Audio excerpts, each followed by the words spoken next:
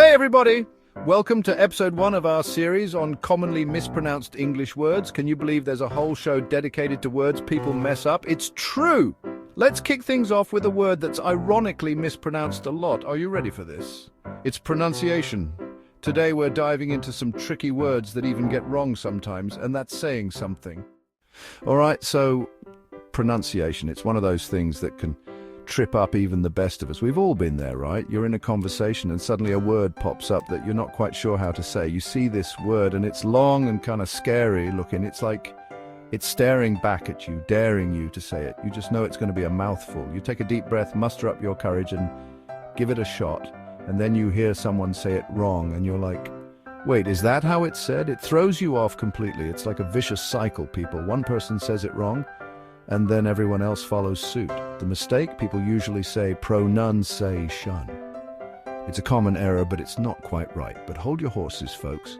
Let's set the record straight. The right way to say it is pronunciation. Notice the difference? It's subtle but important. See, it's all smooth and flowy like a beautiful melody. It rolls off the tongue effortlessly. I know, it's a lot of syllables for one little word. But once you get the hang of it, it's not so bad. But hey, that's English for you. Full of surprises and little quirks. We like to keep things interesting. It's part of the charm, don't you think? Just remember, when in doubt, sound it out. Practice makes perfect, and soon enough, you'll be a pronunciation pro. Okay, next up we've got a word that's been popping up everywhere lately, especially if you're into those superfood smoothie bowls. It's acai. Now, this one's a real doozy because it looks like it should be pronounced one way, but it's totally different. I'm talking about the folks who say acai or acai. Bless their hearts, they're trying. But the truth is, it's pronounced acai. So next time you're craving a delicious, antioxidant-packed smoothie bowl, you'll know how to order it like a pro. This next one's for all you music lovers out there. We're talking about flautist. You know that the person who plays the flute? Well, turns out even saying who plays the flute can be tricky. Some folks go with flutist, which I gotta say kind of sounds like a made-up insult, like, oh man, you just got flutisted. But I digress. The real deal, the correct pronunciation is flautist. Emphasis on the R sound there. Now, I know what you're thinking, but trust me, it's the way the cool kids say it. Alright, this next one is a word we use all the time, but for some reason it trips people up. It's definitely, and you know what, I get it, this word is a rebel. It's like it doesn't want to be pronounced correctly. People throw in extra syllables, they swap sounds around. It's a mess.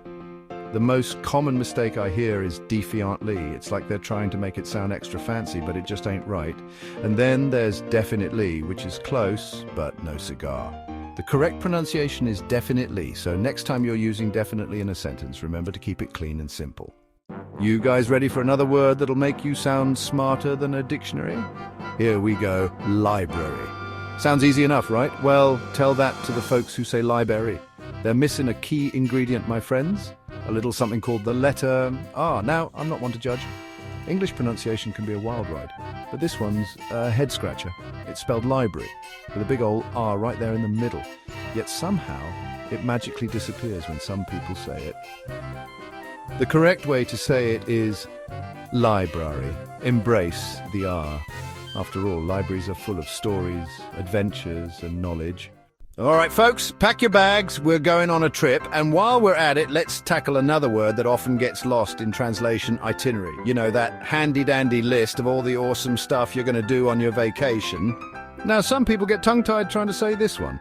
I've heard itinerary and even itinerary, but fear not, my friends, the correct pronunciation is itinerary.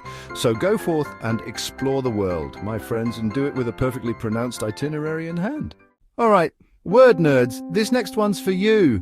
We're talking about pseudonym, you know, that fancy word for a fake name. It's like a secret identity for writers, like when a writer wants to publish a book under a different identity. Maybe they want to try a new genre, or just keep their real name a mystery. Now, this word is a master of disguise. It hides in plain sight, just like a spy in a crowd.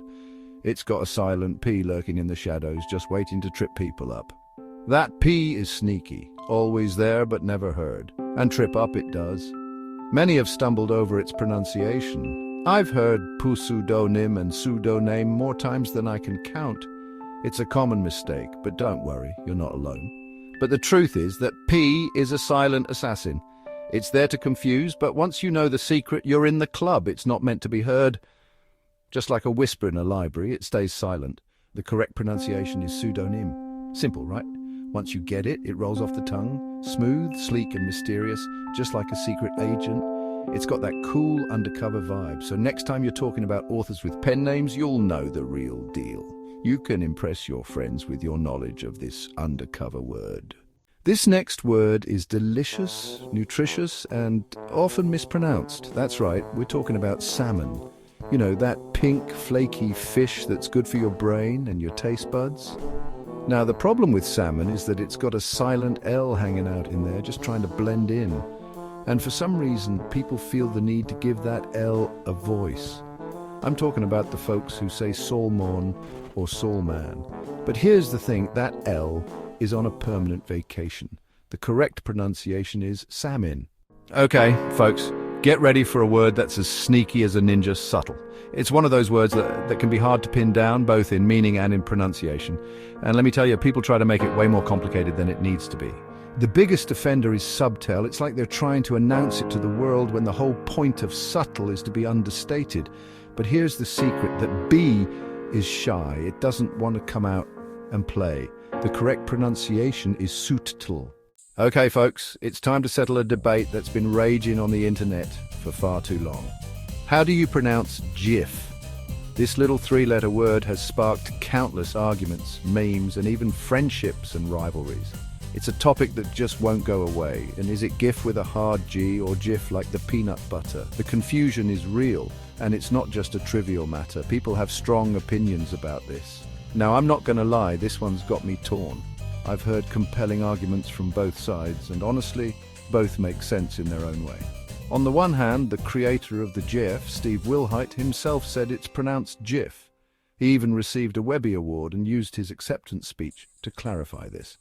But on the other hand, it stands for Graphics Interchange Format, and graphics starts with a hard G. So what's the verdict? The English language is full of quirks, and this is just another one of them.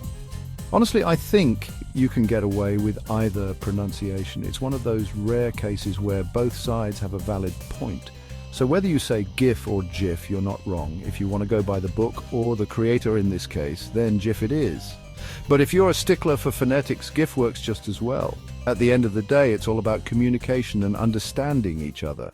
All right, folks, get ready to unleash your inner mythology buff. This next word is a doozy chimera.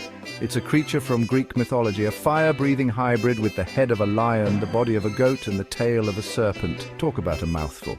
And speaking of mouthfuls, the pronunciation of chimera is often a beast of its own. Some people go with chim-er-er, while others prefer kim-er-er. But the truth is, neither of those is quite right. The correct pronunciation is chimera. Okay, foodies, this next one's for you. We're talking about gyro, that delicious Greek wrap filled with meat, veggies, and tzatziki sauce. But be warned, this word is often a recipe for pronunciation disaster.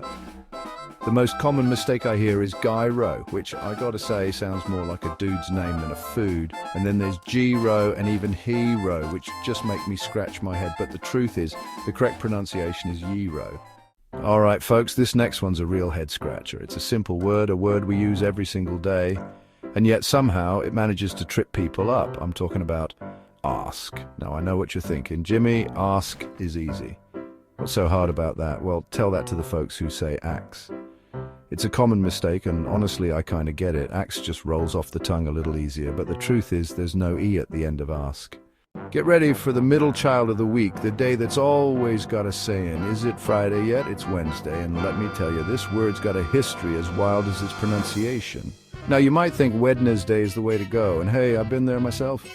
But hold your horses, folks, because the correct way to say it is Wednesday. Yeah, you heard that right, Wednesday. Apparently it all goes back to this Norse god named Odin, or Woden, as he was known back in the day. All right, folks, we're in the home stretch now, and for our final mispronounced word, we're going to get a little bit anatomical.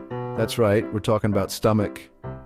Now, you might think this one's a no-brainer, but you'd be surprised how many people get tripped up by that "ak" sound at the end.